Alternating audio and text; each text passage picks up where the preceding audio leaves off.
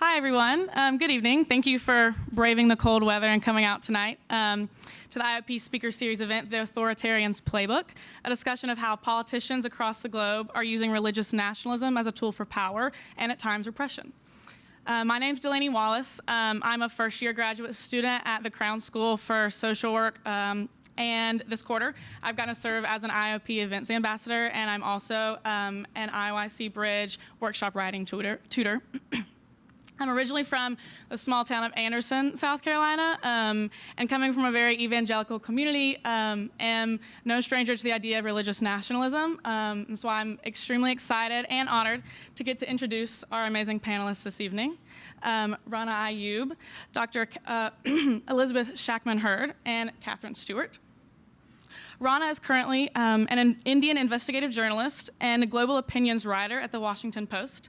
Throughout her career, she's worked as a reporter, editor, and columnist with numerous leading publications and has received multiple awards for her journalism, including most recently the Overseas Press Club of America Award for the Best International Commentary. At the university, she's currently engaged as a Pritzker Fellow at the Institute of Politics and has been leading weekly seminars with students over living and reporting in the world's largest democracy. Katherine Stewart is an author and investigative reporter whose work spans a multitude of topics, including the rise of religious nationalism, authoritarianism, politics, and policy. She's written pieces for the New York Times op-ed, New Republic, and many other publications. She's also written 2 books, The Good News Club, The Christian Rights Stealth Assault on American Children, and most recently, in March of 2020, The Power Worshippers, Inside the Dangerous Rise of Christian Nationalism. You can also find her most recent essay, Christian Nationalists Are Excited About What Comes Next, in the New York Times. And last but certainly not least, our third panelist this evening is Dr. Elizabeth Shakman Hurd. She's a professor of religious studies and political science, as well as the Crown Chair in Middle East Studies at Northwestern University, and has taught there since 2002.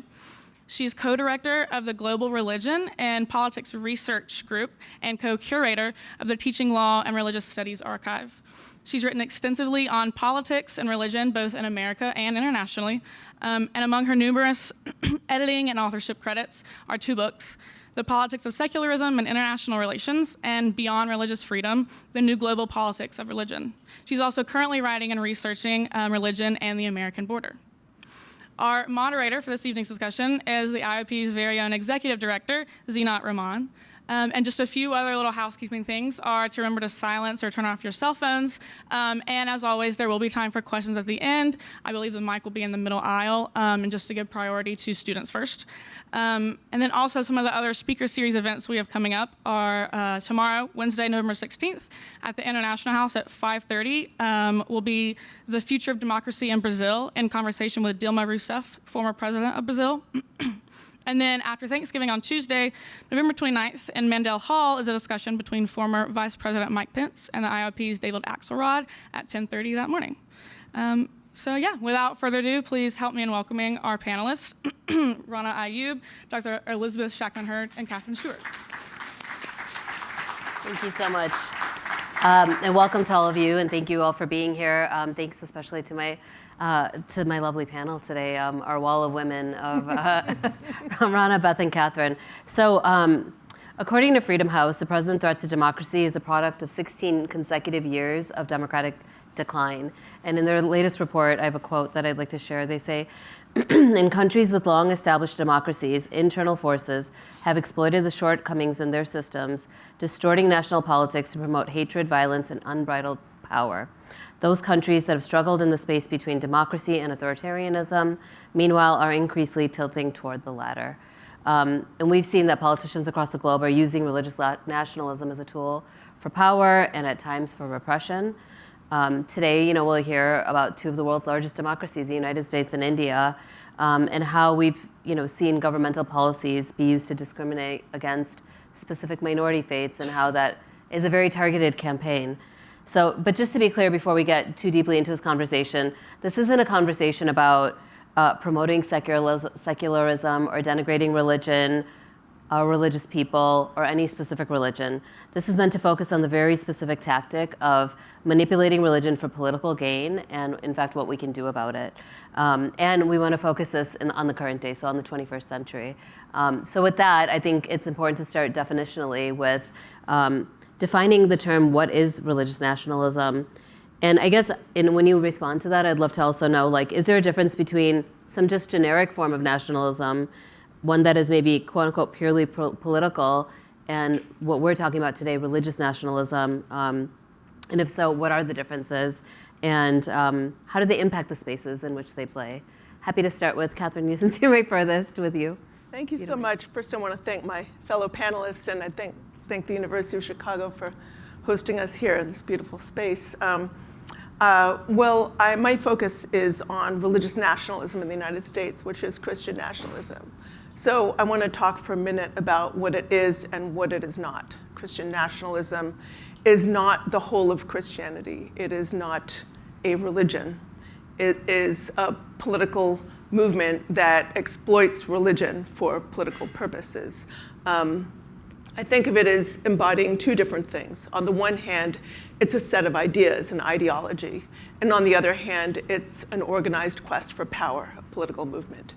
So as an ideology, Christian nationalism boils down to the idea that America was founded as a Christian nation, Christian here meaning a very sort of conservative and narrow definition, reactionary and narrow definition of the religion. Our laws should be based on the Bible, as its proponents interpret the Bible, and that our loss of national greatness derives from this idea that we've somehow fallen away from this national identity, and we need the right kind of Christians need to take it back. It's a kind of exclusionary nationalism, an idea of who gets to properly belong in the nation and who doesn't. Mm-hmm. But this ideology is really a tool, just a tool for a political machine, a leadership-driven political machine that turns this sort of deep story of Christian nationalism and this mythical history that goes along with it into political power. The movement has invested for decades in the sort of architecture and infrastructure of the leaders have invested in that movement for decades, in this sort of infrastructure of the movement. And I want to describe it very briefly. We can get into it a little more later. But it's not just leadership driven, it's also organization driven. And the organizations can be grouped into categories. So there are right-wing policy groups. There's a kind of legal sphere, legal advocacy groups and the like. There are networking organizations that get the leaders of many of the different organizations on the same page and bring them together with some of the deep-pocketed funders that can devote resources to their initiatives. There are legislative initiatives, data tools, very sophisticated data tools, a far-right messaging sphere that serves to sort of disseminate the messages that the leaders want to transmit to the rank and file. And that turns the movement, really, parts of the movement, into kind of a giant voter turnout machine that directs support for the politicians that the movement favors and that will do what they want. I think to an underappreciated degree, their movement works through religious infrastructure by creating these networks of pastors, conservative-leaning pastors, drawing them into networks and using them to turn some conservative-leaning churches into kind of partisan political cells, for lack of a better term, in election cycles, or at least trying to. So, the movement is radically anti-democratic. Its leaders reject the principles of equal rights and pluralism that represent the best of the American promise.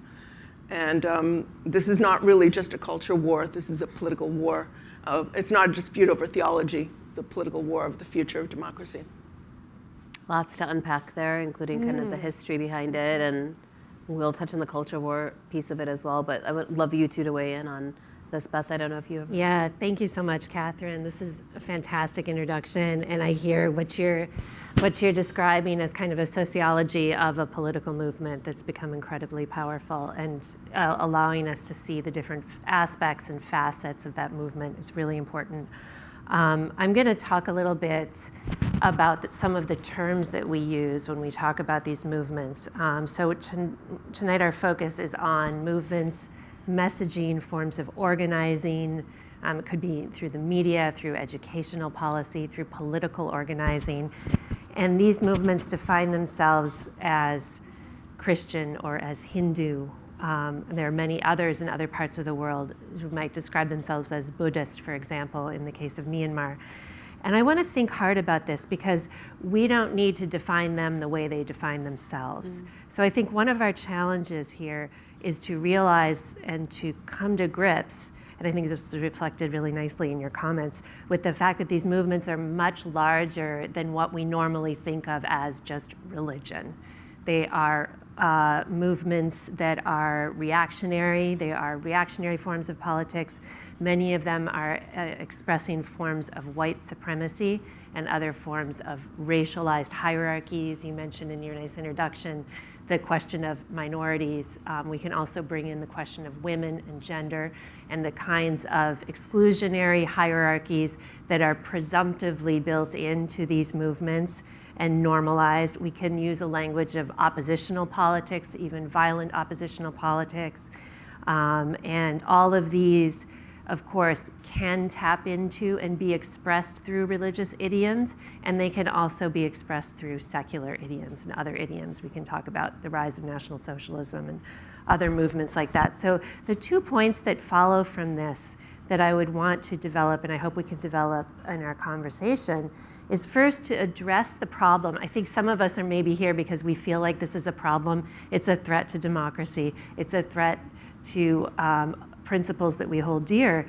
To address these movements is going to involve more than just taming or domesticating or corralling religion, whether it's Christianity, whether it's the Hindutva movement, whether it's an Islamic movement, whether it's the Buddhist supremacist movements in Myanmar that are committing genocide against the Rohingya.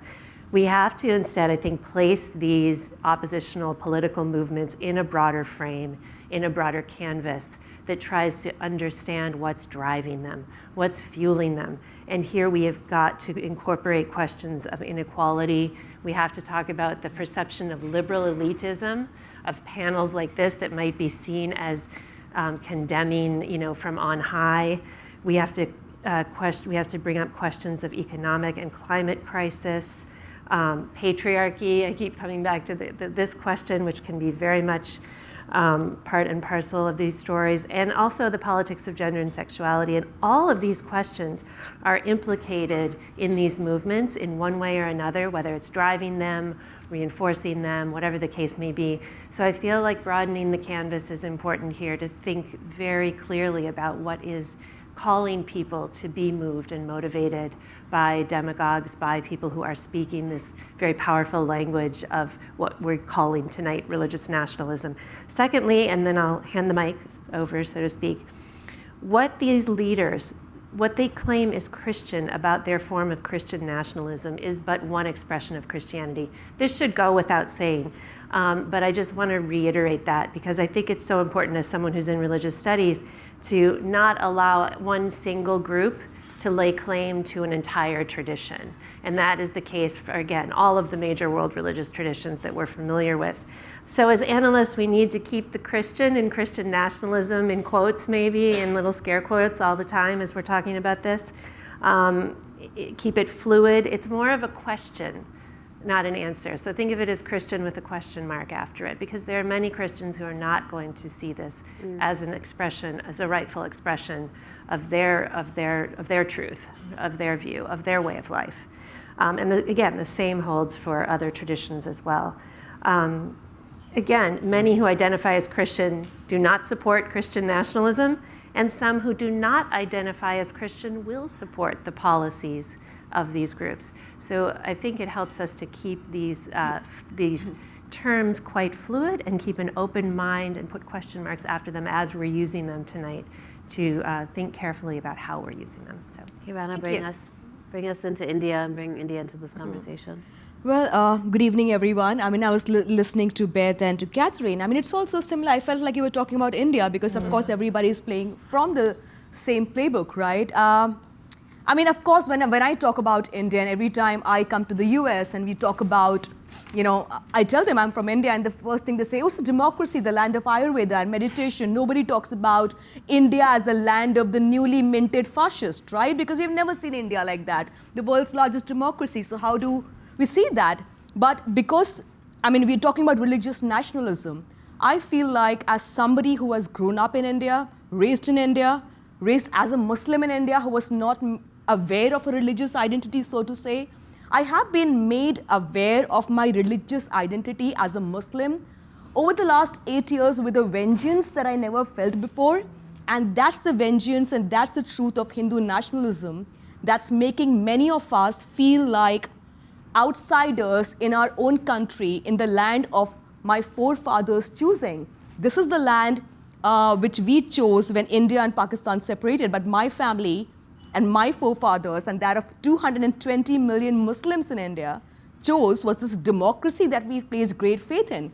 But right now, we are the outsiders. We are the people who are going to take over India from the Hindus by 2050 because the population, there's going to be a population explosion and Muslims are going to take over India. So there is this victimhood. You're saying it's not true, but it's being perpetuated. The Indian population is 12% of our Muslim population is less than 12% of the 1.3 billion people in India. But to make a majority, which of course when I was talking to Katherine and Beth, to make a majority community feel like victims and insecure in your own country is an art only nationalist and religious nationalists have mastered over the years. In India, fundamentally so. Here is a man who, today's the G20 summit and I saw Modi with Xi and other world leaders and hobnobbing as this great messiah of secular leadership, and not a single question about a man who has literally led India at the cusp of a Muslim genocide, where Genocide Watch has said that India could be at the cusp of a genocide. And these conversations are not happening. We have reached here because Hindu nationalism was not nipped in the bud. It was just, one of those, occurrences in Indian politics. Can you talk about how did this grow? You said the last 8 years, Modi's ascendance. Mm-hmm. Just take, because in case, we as an audience don't know much about India.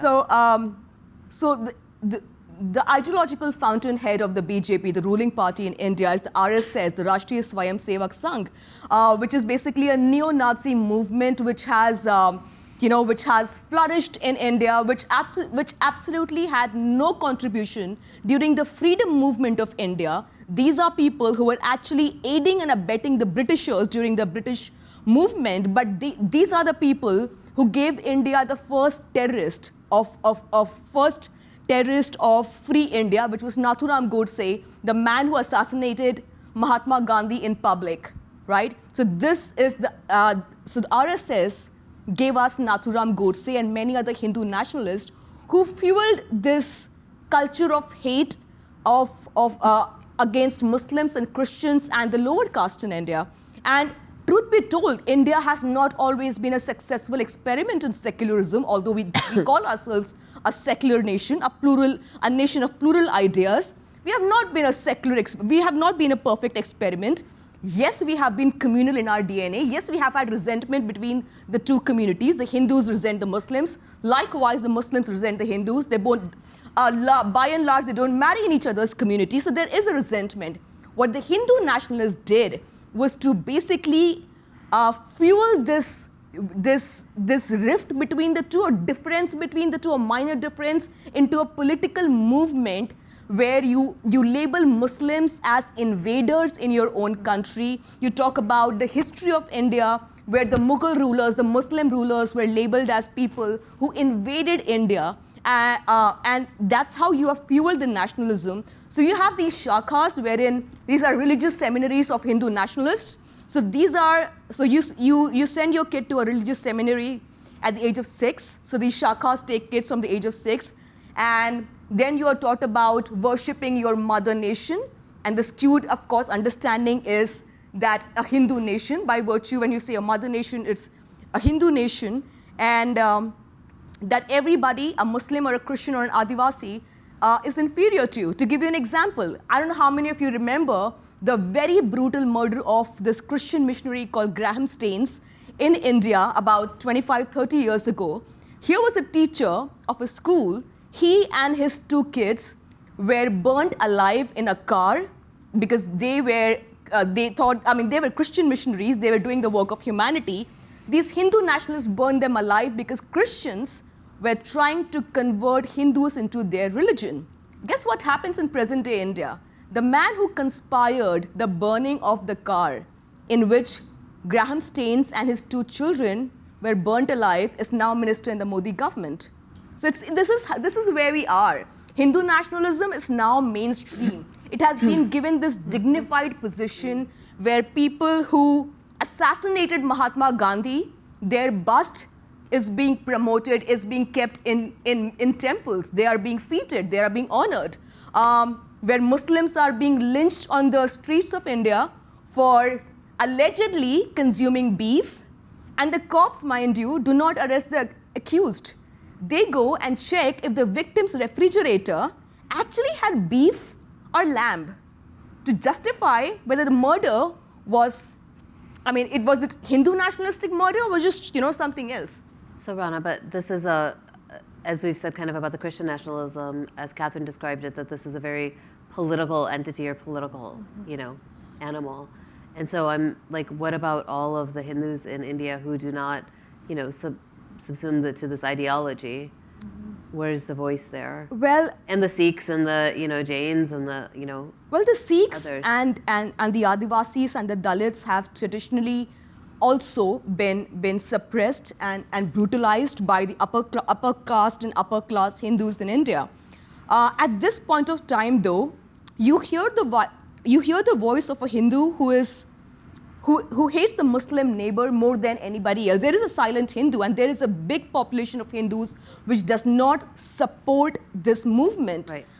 There is a big population, but it's also a silent population and a population which is relegated to what the Indian government would say are the intelligentsia or the leftists and the liberals who do not care about Hindu ideas. So similar kind of parallel. So yeah, it's exactly the same parallel as Katherine said. Oh, these are leftists who are trying to defame Hinduism, so let's not talk about them. I'm not saying that good Hindus do not exist. That's a big population. That's still the reason why we have not become as the country where we think we are heading towards.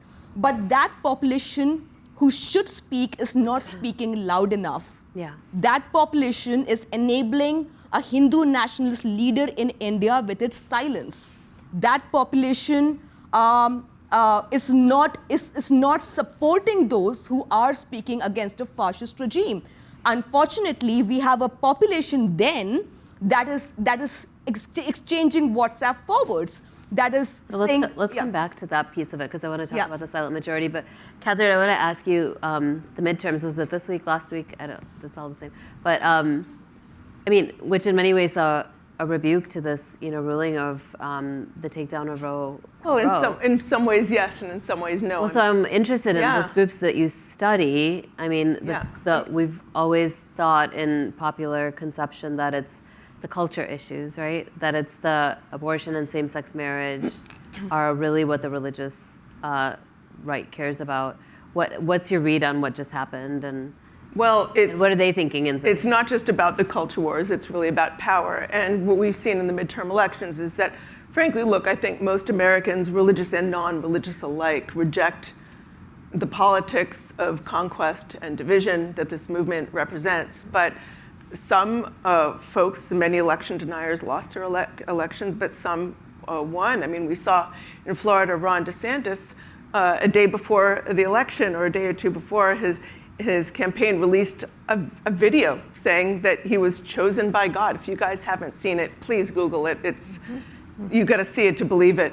Saying that, on the 8th day, God chose Ron DeSantis to save the nation. He won handily his election, in part, frankly, by working through some of that religious infrastructure that I described before. People like DJ Vance, who at one point was a never Trumper, and then at a certain point sort of figure out where how his bread was going to get buttered, and became a super pro-Trumper, lending support to a Christian nationalist agenda. He won Marjorie Taylor Greene, who has called herself a proud Christian nationalist, handily won her election. So although, on the other hand, somebody like Mastriano was defeated. So I think it was a mixed picture in the midterm elections.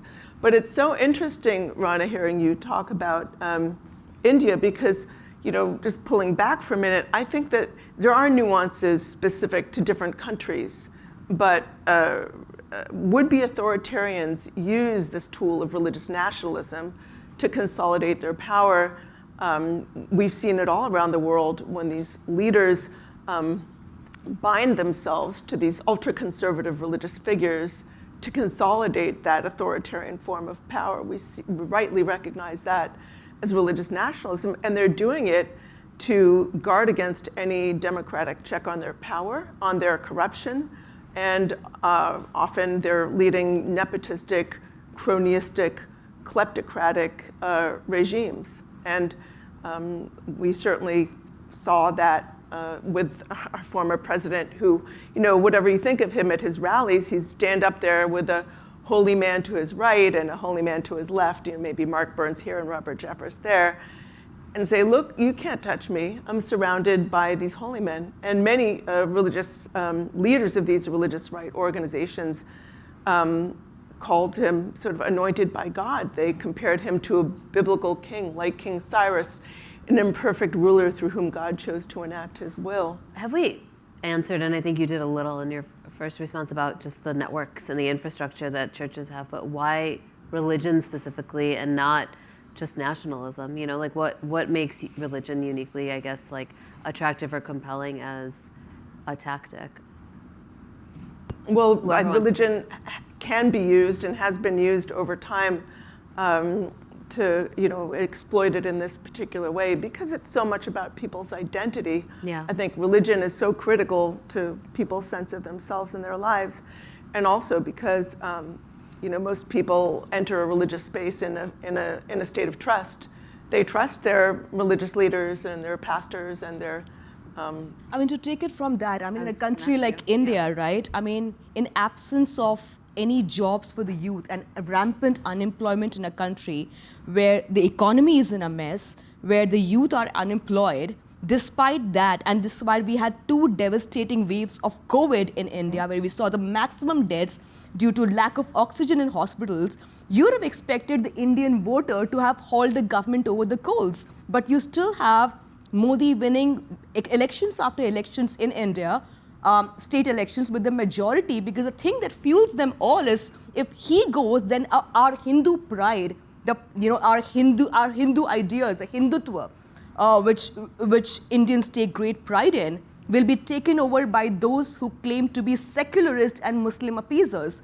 And the only difference between the US and India is, in the US at least you have some checks in the form of the judiciary and a robust media, which, there have been, yes, I believe Roe versus, we will, but you do have a semblance of a judiciary and you do have a robust media which calls out Trump and which calls out your leaderships and these fascists on their front page newspapers every day. In India, when your mainstream media calls Modi incarnate of a Hindu god on national television, what kind of justice do you expect? So when the courts look away and give the land, a demolished mosque, for a temple to be built on it, when the Supreme Court does that, there aren't many checks and balances in the Indian context. Yeah, I wanted to go back to your question about the kind of differentiating, what is it about religion that allows it to be kind of taken up in this way, in such a compelling way. And I think it's interesting to think about, I think it's important, as we're trying to do here, is to think about different traditions differently. So the resources that we may see in Hinduism that are taken up by the RSS and the Hindutva movement are going to be different from the resources in Christianity that are taken up and arguably then put to political uses by Christian nationalists. But I think it's really, so in this case, in the case of Christianity and Christian nationalists, I think there are, there's a language that is familiar that has to do with reaching out to the vulnerable, to reaching out to people who feel in a precarious position, economically, politically, socially, and giving them a place to fall, a safe landing. There are resources in those theological traditions, in these religious traditions, that can be very comforting and can make people feel welcome and feel at home and feel taken care of. And it's important to recognize those impulses. And I think at a time when we're seeing climate crisis, massive, enormous movements of people around the world that we've never seen before at this scale. And you mentioned the pandemic. We're seeing all of these forces that are making people feel more and more precarious. And so to the extent that these traditions can be mobilized in a way that makes people feel brought in, part of something, part of a community, part of a nation, it's a very powerful force. And so I think we're reckoning with something that we're not going to be able to just kind of excise the bad part and throw it out, and then it'll be all fine and pretty and nationalism will work the way it should. Nationalism, religious or not, evokes very powerful sentiments, powerful forces that need to be thought about very carefully and tempered and talked through. And I think events like this are doing precisely that. So I think that we have a lot of work to do in understanding these traditions, how they get mobilized, how people are kind of trying to meet their needs, in some cases, through violent extremist movements, which is really frightening. So that's the challenge as I see it. It was really interesting in both of the examples of the United States and India is the origin story. You know, it really goes back to the founding of the country was based on fill in the blank. And then that is being brought into kind of present day. And Rana, I'm glad you think our press is free and fair, but it does make me think of. It's not.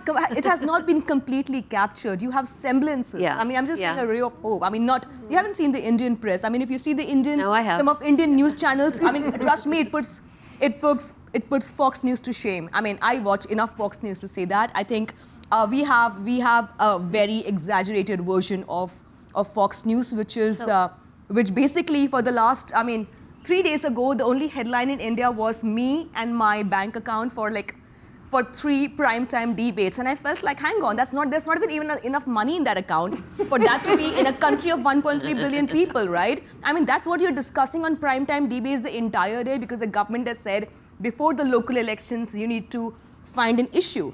I mean, one more point that I need to make.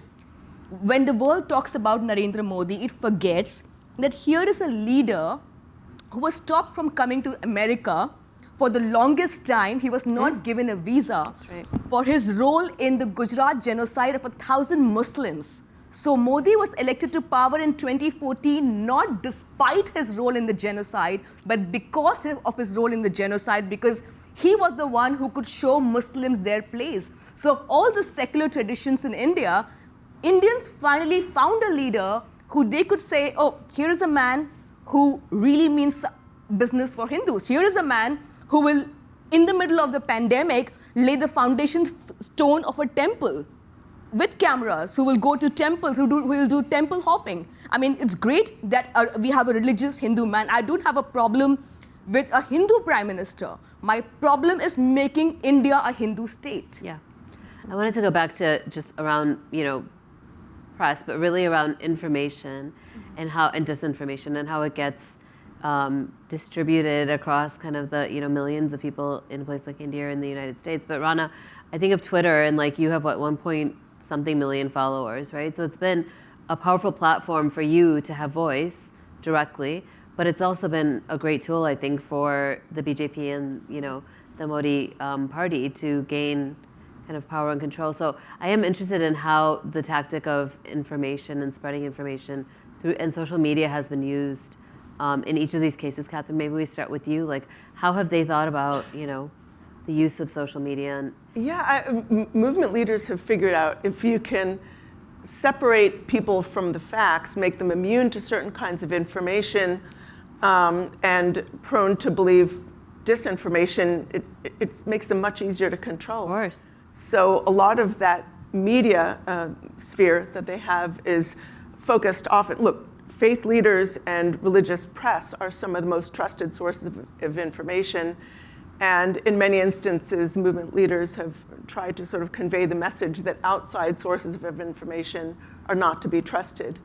And that's why you hear all the stuff about the fake media and the lying news and stuff like that. And what we've seen the consequences. Some 60% of Republican voters believe in the lie of the stolen election. This is something Trump began to promote, if any of you remember, actually before the election, during a debate with Joe Biden. And what people are not as aware of is that many movement leaders began to promote the lie of a stolen election even after the election was decided. There's a group, the Council for National Policy has an affiliated organization called the Conservative Action Project. And before the January 6th insurrection, they called on their allies to contest the electoral votes from the states that were the focus of Republicans' alleged losses. So, and here's another. I'm going to just give an example. So, over the past 15 years of researching this movement, I spent a lot of time at strategy gatherings, and I go to conferences, and I go to pastoral gatherings of pastoral networks. I'll just give you an example of one of them. I went to earlier this year an event at a church in Virginia with dozens of pastors. It was put on by a group called Faith Wins. They've done hundreds of events for thousands of pastors across America. And they're there to sort of get these pastors on their side and to turn out their congregations to vote their supposedly biblical values. So the presenters included David Barton. I don't know if any of you are familiar with him. He's one of the movement's most sort of, I would say, influential myth makers. And he was there to sort of spread the deep story of Christian America's supposedly conservative Christian founding. And along with him was Chad Connolly, who has a leadership position within that Council for National Policy, which is a sort of connective tissue of much of the movement. And he was there telling these pastors it's your biblical duty to get your congregations to vote their biblical values, which inevitably boil down to abortion, same-sex marriage, some of the usual culture war stuff. But along with them was a guy named Hogan Gidley, who was a former member of the Trump administration, and he was billed as an elections integrity expert. And he was there to spread disinformation about the election. He spread all these wild claims about how they had dead people voting, and they were all. This is the thing that really got to me. He said, "You all saw what happened in Arizona. It was just terrible," intimating that there was a lot of election fraud in Arizona. Now, this was several weeks after a Republican-led investigation of allegations of voter fraud in Arizona found absolutely nothing. I don't know if you guys remember the cyber ninjas. Well, they did this deep investigation, and they're like, we didn't find anything. I think there were maybe a couple extra votes for Joe Biden. And this is widely reported in the media, the kind of media that is subject to fact-checking. But the myth is too valuable to abandon just because it's not true, because it is really great at sort of invoking the sense of grievance among the base. And there was another pastor at this event who said, the church is not a cruise ship, the church is a battleship. And then they handed out voter guides and all kinds of other very candidate-specific tools for these pastors to distribute at their churches. And so you can see how some of this disinformation is being spread through religious networks. So Rana, back on the social media question, another question for you on top of the one I already asked you, which is, are there ways that you think the Modi government is using kind of the frameworks around social media and basically having guardrails, around combating online abuse, around misinformation, but really to control or suppress free speech? Well, according to Time magazine, I'm one of the 10 most abused person on the internet. Sorry. So that speaks volumes of how the Modi-led. So I wrote a cover story in the magazine that I worked with in Tehelka in 2013. This was 1 year before Modi came to power. It was called Modi's Operandi, on how he was at that point of time using disinformation and social media campaigns with this PR company called APCO Worldwide to actually sanitize his image and use social media trends, bots, these influential Hindu Americans, Hindu NRIs who live to tweet about the glory of Narendra Modi. And of course, at this point of time, I think we do not give it the credit that it deserves.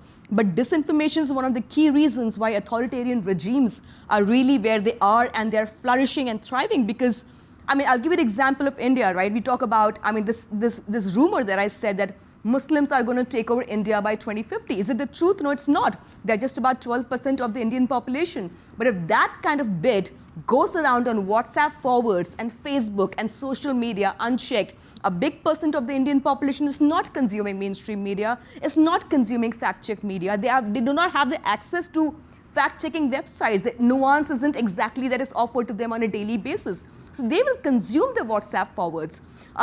They will, the kind of, for instance, a small thing, something about my family owning, a $1 million mansion somewhere by the beach, and floating around, it came to one of my own cousins, and she said, "What did I miss?" And that's how much. I invited. That's how much. But again, this is all the way the disinformation campaign is being used. The smear campaign is being used to target journalists. You assassinate their character. My image was mobbed on a porn video and circulated all over the country with screenshots on WhatsApp, Twitter, Instagram, everywhere you name it.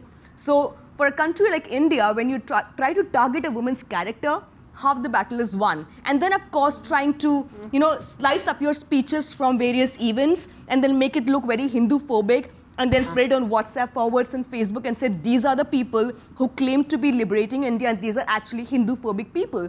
So disinformation has played a huge role, at least where Modi is concerned, I'm sure, with Trump and other regimes. With the Rohingyas, right? What's happening to the Rohingyas in Myanmar? The genocide was fueled by Facebook. Facebook was one of the biggest enablers of the Rohingya genocide, when you are fueling this narrative that the Muslim Rohingyas are going to take over. And these seemingly Buddhist monks who would never thought would get so violent, and you saw one of their cover stories in Time magazine. They did, because religious nationalism, along with disinformation, fueled a big problem in Myanmar. Yeah. But are these movements connected globally? Like, is there a connection, and can you speak to that a little? Well, and it's actually interesting you bring that up right now as you're talking about social media, because precisely through and via social media is one of the primary ways they're connected. Yes, we're talking about transnational movements that are not only copying from each other's, taking a page from each other's playbooks and getting in touch on social media, but they are actually meeting together and organizing in some of the same fora that you were discussing, Katherine, where they were organizing to strategize, to organize as a political movement, to explicitly find ways to support each other in their national contexts, and to kind of give lessons learned. Here's some tips. Right. Here's what works, best practices. Here's how we got these people elected. Here's how you can manipulate information. Here's how you can use social media to your advantage.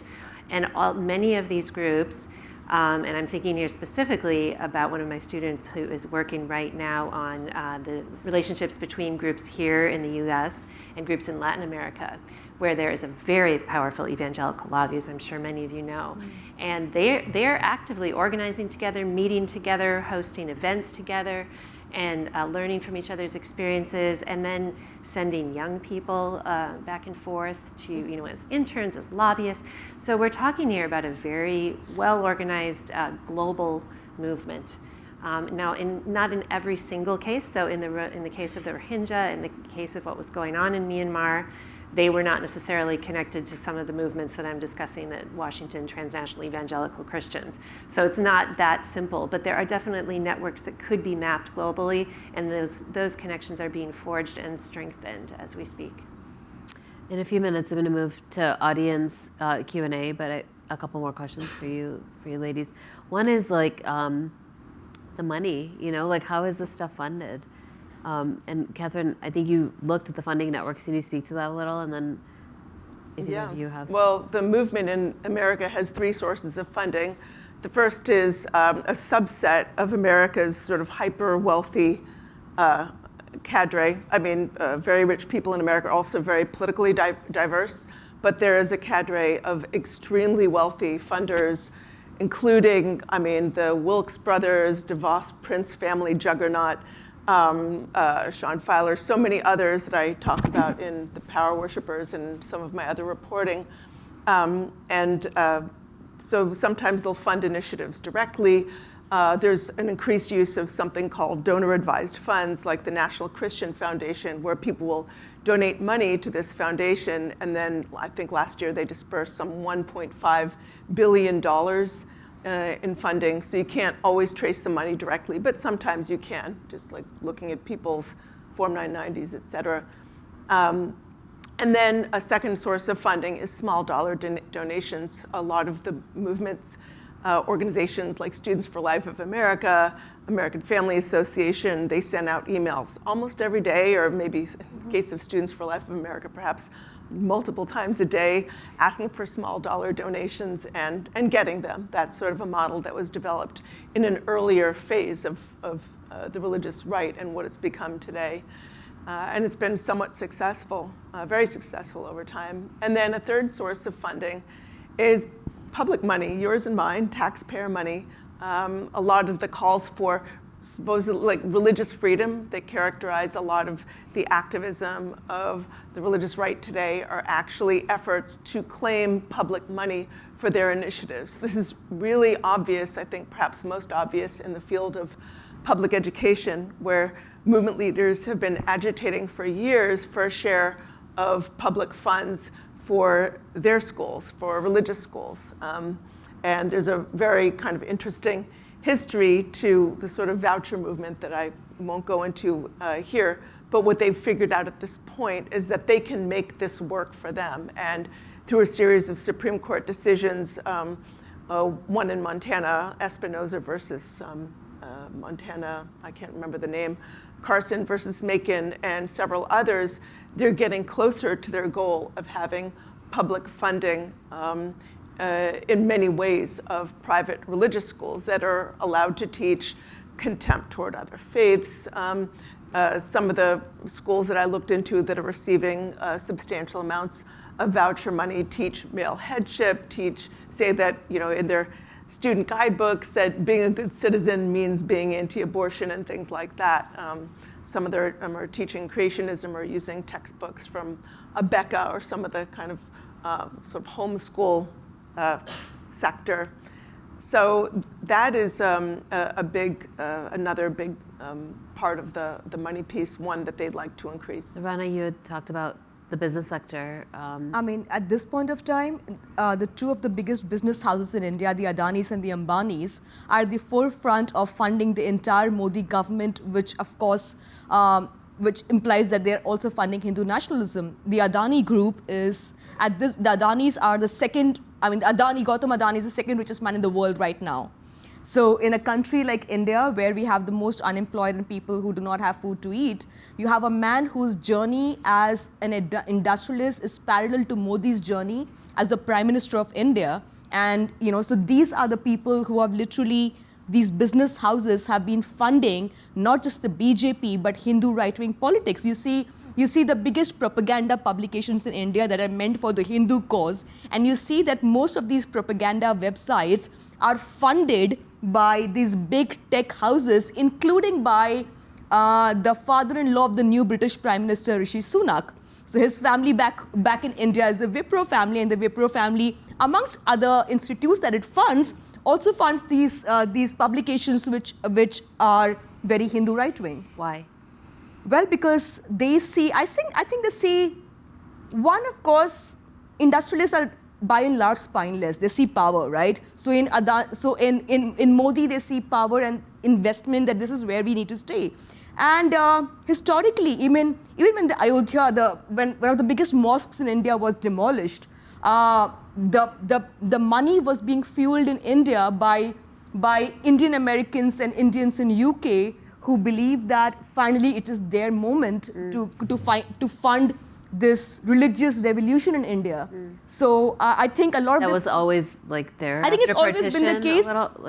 I think not after partition, but probably more in the last 2 decades has there been a very tacit funding by big business houses to right-wing think tanks, centrist think tanks, which are actually not centrist, but quite right-wing, and to Hindu nationalist movements. Yeah. And you see the Congress party, which is basically the only opposition party, which is deprived of any fund, which has no money. So we had demonetization that happened in India, right?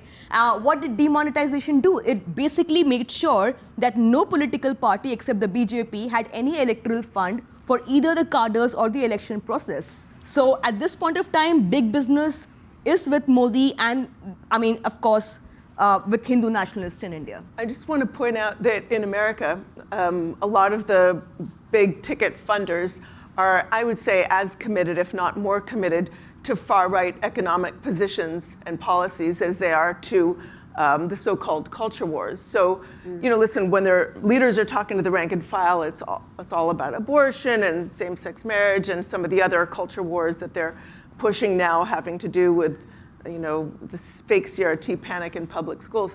But when they're talking in the forums that they share, and when they're talking with one another, and especially when they're talking to funders, it's all about low taxes or no taxes for the rich, minimal regulation of business, minimal regulation or no environmental regulations, and minimal rights for the workforce. And look, we're living in an era of intense economic inequality. This is not an opinion. This is something that economists have documented very carefully. And they're supporting, I think a lot of them are frankly in it because they're supporting policies that will frankly intensify that kind of economic inequality. The movement even receives support from some people who, like Peter Thiel, for instance, who doesn't seem particularly religious, even though now he says he is, but really seems much more motivated by the sort of far-right economic policies. And a lot of the very political preachers, people like Ralph Drollinger and many others, have come up with what they call biblical economics, where they're actually finding biblical justification for these far-right economic policies. A small side note, I think one of India's more liberal industrialists recently posted a picture from a temple visit in Dubai, and he said, finally good to see a temple, and Jai Shri Ram, which is the Hindu nationalist slogan. So suddenly Indian industrialists are discovering their Hindu side because it's profitable for business. I just wanted to add to that, building on both of these previous comments. I think sometimes we think of religion as standing apart from politics and economics, and what we're hearing is that the kind of global capitalism that we're experiencing as hegemonic, as really the norm all over the world, is global capitalism, and who can play by those rules and play it best, or break those rules and break them best, is and has shaped religious traditions in really profound ways. So you see the commodification of those traditions, you see them shaped to serve capitalist interests. And so there's a really interesting pattern here that we're seeing across different countries, I think, where we can identify rampant capitalism, greed, authoritarianism, and de-democratization, meaning the fall or the decline in democratization, all coming together in a package deal. And it's so ironic because there have been so many religious figures that have actually argued for care of the poor and care of the least of these, and social justice from their pulpits, and yet they tend to be the disempowered, perhaps sometimes. I'm going to pause us to go to your questions, so feel free to line up in the middle to queue up for your questions.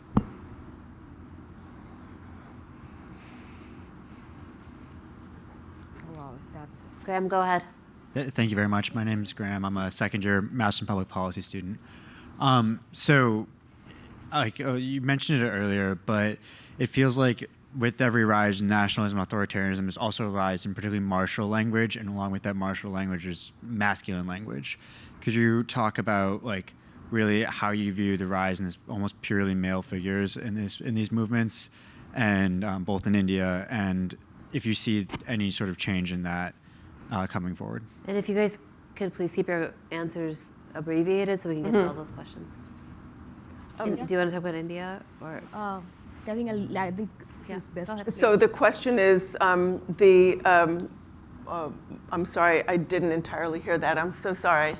The rise of kind of male authority figures in these movements, I mean, and why for they instance, seem Modi, so dominated. the way by Modi has built himself, right, as this man with a 56-inch chest, right? He's a man who's like that's his campaign thing. I am Modi. I mean, he talks about himself as in the first person, saying Modi has a 56-inch chest. He's taking on Pakistan. So this muscular nationalism is something that Putin also. I mean, we are all familiar with what Putin does, and there is an image of Putin and Modi walking hand in hand on the beach. Honestly, it's the most obnoxious picture of muscular nationalism.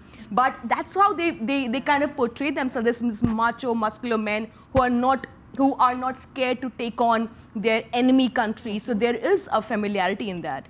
I'm seeing the same thing in America. I think gender anxieties, sexual anxieties, like the rocket fuel of this movement. And there's a kind of fusion of masculinity, militarism. I'm actually seeing in many of the spaces, people saying things like, Jesus was a he-man, he was not soft and feminine. He's this kind of, and I'm also seeing, ride to the sound of the guns, like that kind of language heard in some of these, the organizing spaces. It's very, boots on, strap on your boots and put on your shield and, and go out there and fight. Hearing the word fight a lot at like Road to Majority conferences and some of the other conferences I attend. Thank you. Please. Hi, my name is Yasmin. I'm a first year in the college.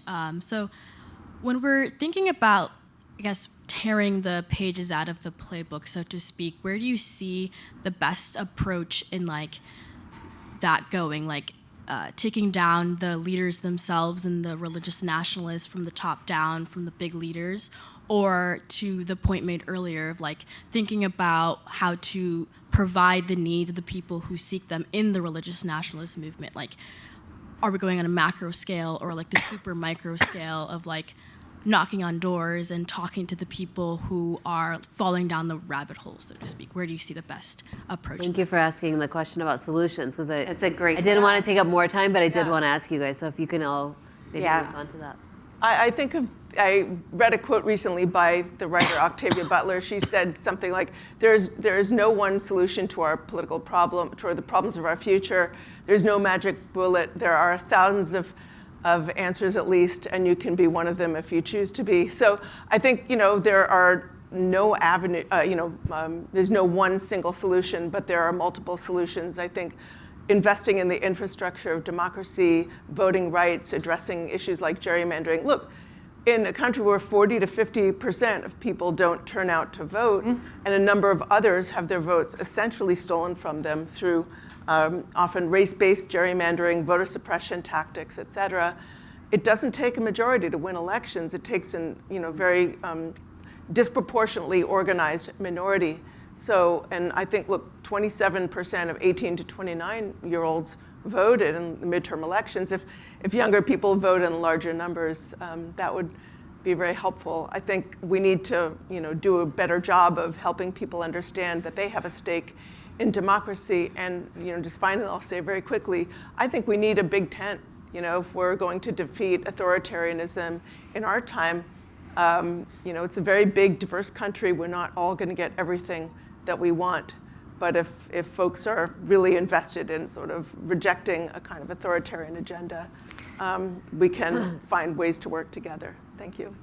I love the idea of reinforcing democratic institutions, democratic proceduralism, and all of that is exceptionally important. So I second everything you just said, and I would add to it that I think it's incredibly important to resist the urge and the pressure of elitism in all of its forms, because I feel like there's a sense in which many of these movements are fueled by people who feel that they've been shut out and they don't want to vote because they feel like their vote doesn't count anyway. No one listens to me. I can't get a job. I can't get food on the table. Maybe I need to move to a different country. I can't get into that country because there's a wall. People who really feel like they've got nothing, nothing, nothing. And I think that part of this really is back to those big questions of climate and inequality and the ravages of capitalism, which, you can read Octavia Butler to see where that's going to lead us, because she does it better than anyone. And so I would just make a call for going back to, as Yasmin has reminded us, to some of the big causes of why people are feeling so disaffected, why people are not informing themselves, in real time about real things that are happening, and are becoming kind of allowing themselves to be taken up in this fantasy world of election fraud and so on and so forth. And so I would get back to some of those root causes as well as reinforcing the democracy and the proceduralism. Anna, what are you optimistic about? I think we just need to go also be outside our echo chambers, because I still think we are talking about the same set of people who are nodding in agreement to everything that we say. So we also need to kind of meet a diverse set of people and also engage with them and understand where their criticism is coming from. Yeah, please. Hi, my name is Henry Smith. I'm a first year at the college. Last year, the Swedish bank think tank, VDEM, rated India an electoral autocracy, basically weighing to its majoritarianism. The BJP denied that report, but then when an opposition MP tried to raise it in the upper house of parliament, they were blocked from actually bringing it up by the chairman of the upper house, who is the head of or a member of the BJP. With that said, how can you prevent the rise of majoritarianism in a country where it has already seemed to have taken root?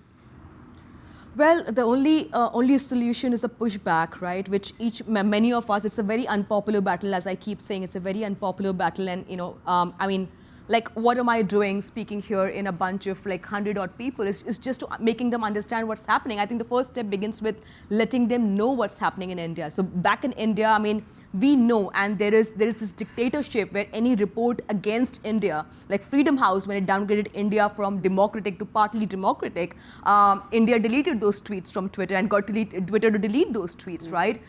So how does the outside world know what's happening in India? I think it's crucial for the diaspora and also Indians, or probably anybody who's more aware, to read more about what's happening in these dictatorial regimes and not get the whitewashed version of, and probably be more aware that there is more to India than the democracy that the world talks about. Sergey, graduate student, Committee of... Can you speak up? We can't hear you. Yeah, Sergey, sorry. Committee on International Relations, graduate student. And I speak into the transnational character of the religious authoritarianism and religious nationalism.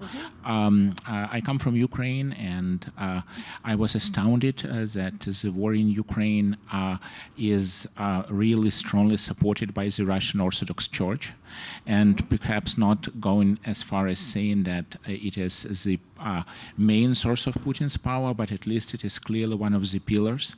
So apparently there is a very strongly much more to the transnational character of this spread. And my question to you would be this. What do you consider to be a fault within contemporary liberalism itself, except for perhaps not speaking against, as we are doing strongly enough, but a fault within the liberalism that might that perhaps is giving rise to this what we are discussing today? Thank you. Great question, Beth. I would. Forests, you have an answer forests to that, have been felled, my friends, trying to figure out all of the faults of liberalism as itself a form of empire, as imbricated with global capitalism, as part and parcel of a kind of rampant individualism that doesn't allow us to come together as a community. And so you have these kind of empty spaces. Absolutely, there's so much to say here. But what I'm thinking of in the case that you brought up, which I'm really interested in myself, is the dissenting church in Ukraine, the Ukrainian church that has broken away from Moscow and affiliated itself with Constantinople. And so there is an enormous number of fissures and fractures going on inside the Russian Orthodox churches. Russian Orthodoxy is multifarious, it's always moving and shifting. And we're seeing a lot of opposition to Putin's war on Ukraine coming up in other spaces of Orthodoxy. And I think it's those spaces that we need to listen to, affirm, spread the word. They exist, so it doesn't become just one church versus the people of Ukraine, because I think it's actually much more complex, as I'm sure you know. Great question. Yeah, great question. Hi, my name is Minna Fahim, and my question is specifically for Rana. First of all, it's really good to see you here in the U.S. I've been following you for a few years now. I'm an Indian Muslim American myself.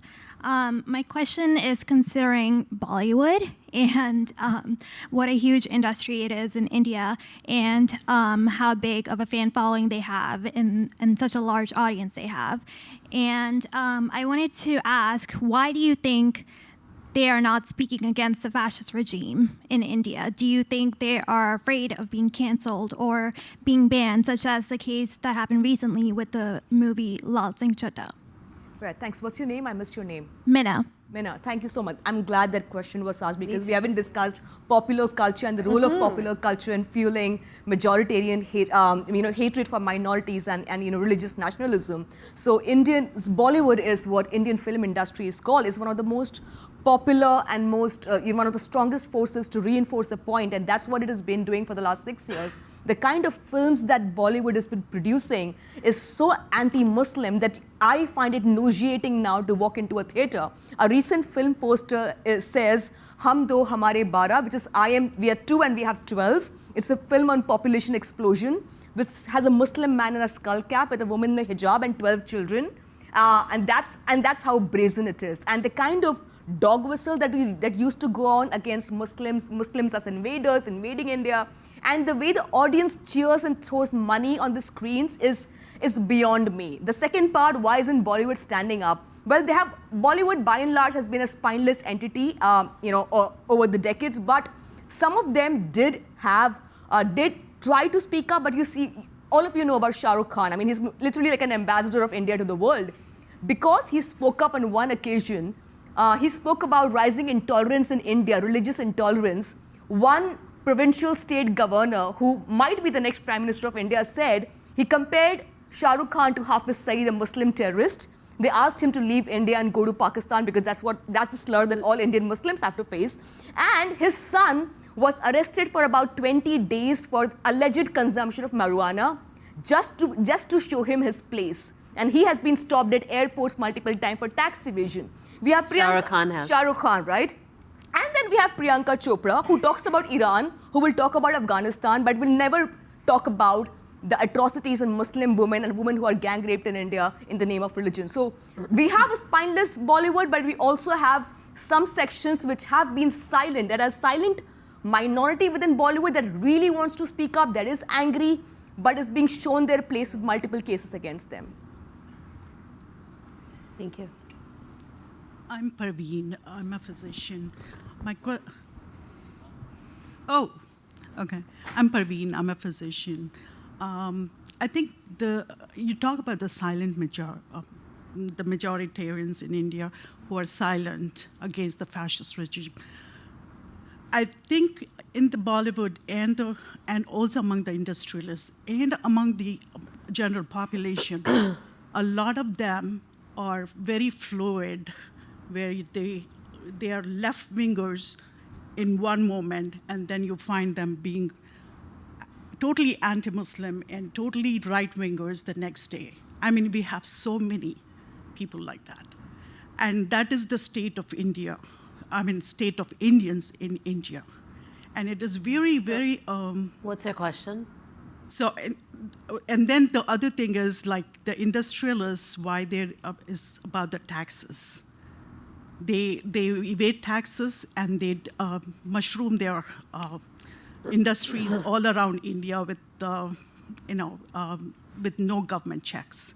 My question is also about how do you see any parallels between India and other countries' nationalism, where you find that the Indians here in Indian diaspora here in US are actually funding the nationalism while fighting for their rights here as minorities. Mm-hmm. Do you find great any question. parallels? Yes, it's also a great question to. And also, I want to know on. about how do you differentiate between patriotism and nationalism? Who wants to Is start? that for? Yeah, whoever. This will be the last question. What is the end part of the question? What's the relationship between patriotism or the distinction between patriotism? I don't know. It's basically about everybody has their own version of patriotism and nationalism. some who assert it basically to further their own opportunistic agendas. I mean, that depends on person to person. I am possibly the most patriotic person because I think that I am, because I have never left the country to even get any education, but my country chooses to believe that I'm a traitor and I need to be charged with sedition because one, I'm a Muslim, and a Muslim woman who also has a voice, and three, a Muslim woman who is critical of Modi on foreign land. So for a big population of India, I'm a traitor. I'm not nationalistic. I have no patriotic credentials. When India-Pakistan match happens, I mean, that's the biggest test of patriotism for any Indian Muslim. Almost every third person will, very jokingly in good humor ask, and this has been happening since I was in school, hey, what team are you going to support today? Right? It's always happened. That's the kind of communalism that has, I think, always existed. What's the first question that she asked? Well, have you seen other examples of countries where the diaspora is so active in encouraging look at the Indian diaspora, the way they are Trump fans, right? I mean, the Indian diaspora has been the biggest fanboys of Trump. When all these events are hosted in America, the Howdy Modi event, who hosts these events? These are hosted by diaspora events. Why does Trump allow these massive Indian audiences to host Modi in America? Because he needs the Indian American community here to vote for him. And the Indian Americans have always voted for characters like him in the past. These are the people you see Indian Americans saying, but you know what's happening to the Rohingyas in Myanmar? The monks are justified. The Buddhist monks were largely peaceful, but the Muslims must have done something to trigger that. So they are fueling a narrative whichever part of the world that this right-wing nationalism, this diaspora here has. I mean, we saw what happened in Leicester, right? I mean, the communal violence in Leicester, between British Muslims and British Hindus. There was a BBC study that said that 70% of the hate was emanated from India on social media handles. So I think hate is no longer restricted to geographical locations. It's like, oh, I like the dictator better. Indian news channels are going all praises for Putin because he is the kind of muscular nationalist that Modi is, who bombs countries, and he shows this muscular nationalism who's not scared. So I think, that answers your question. Yeah. It's okay. I'd love you guys to wrap up, but if the question is, are there other countries where you see this diaspora as active? But feel free to just kind of conclude. Israel. Yeah. Katherine? Are there other countries where you see the diaspora funding? Israel. 2.0, yeah, absolutely. I do think it's really interesting. You see in America, you see some of the right-wing organizations like the Alliance Defending Freedom has established multiple outposts around the world.